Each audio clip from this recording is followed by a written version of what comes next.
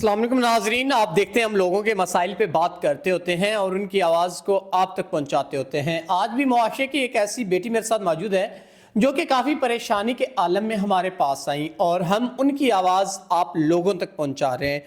السلام علیکم۔ وعلیکم السلام۔ اچھا بہن، آپ مجھے بتائیں کیا مسئلے مسائل، کیا پریشانیاں ہیں جن کی وجہ سے آپ پریشان ہیں؟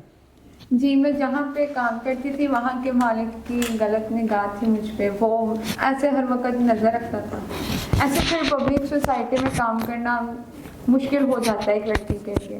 وہ اپنا غلط کام مجبور کرتا تھا، ایسے پھر میں اپنی جان چھڑوا کے وہاں سے بھاگ گئی۔ میرے لیے وہاں پہ کمپرومائز کرنا بہت ہی ٹف ہو گیا تھا، کیونکہ ہر ایک لڑکی کو اپنی عزت بہت پیاری ہوتی ہے معاشرے میں۔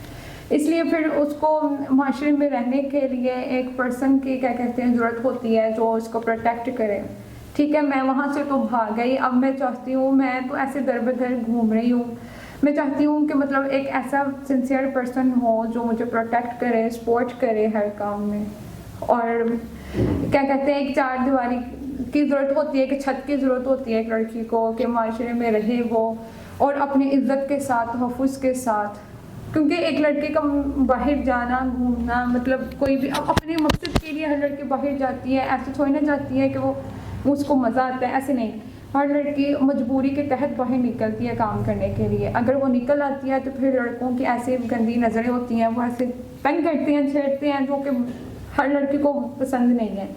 اس لیے میں چاہتی ہوں کہ ایسا ایک سنسیئر پرسن مل جائے جو میرے ساتھ نکاح کرے، نہ کہ وہ زنا والا کام کرے جو عام طور پہ آج کل لڑکے کرتے ہیں۔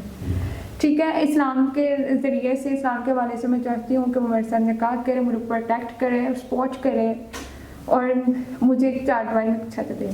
ناظرین، بڑے پیارے الفاظ میں بہن نے اپنی سٹوری بیان کی اور آپ کو پیغام بھی دیا نکاح کا، کہ وہ زنا نہیں کرنا چاہتی، نکاح کرنا چاہتی ہیں، نکاح کو عام کرنا چاہتی ہیں۔